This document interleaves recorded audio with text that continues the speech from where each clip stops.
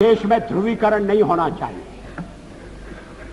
न सांप्रदायिक आधार पर, न जातीय आधार पर, न राजनीति ऐसे दो खेमों में बंटनी चाहिए कि जिनमें संवाद न हो, जिनमें चर्चा न हो।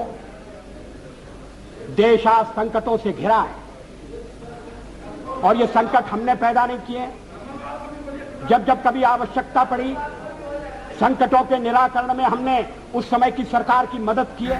పార్లమెంట్లో అటల్ బిహారీ వాజ్పేయి గారి మాటల్ని మనం ఒక్కసారి గుర్తు చేసుకుంటే నరాల్లోనూ మనకు దేశభక్తి ఉప్పొంగుతుంది. ఆయన ఏమన్నారో ఒక్కసారి మనం గుర్తు చేసుకుందాం. మనం ఈరోజు అగ్ని పరీక్షను ఎదుర్కొంటున్నాం. అగ్ని నుంచి బంగారం శుద్ధి చేయబడి బయటకు వచ్చినట్లుగా ఈ సమస్య నుంచి బయటకి పడి గెలుపు మనదే అయ్యేలా చేసుకుందాం. అలాగే మన సరిహద్దులను రక్షించుకొని పాకిస్తాన్ పాలకులకు మర్చిపోలోని గట్టి గుణపాఠం నేర్పిద్దాం. ఈరోజు నేను ఏ రాజకీయ పార్టీ తరపున మాట్లాడటానికి సిద్ధంగా లేను.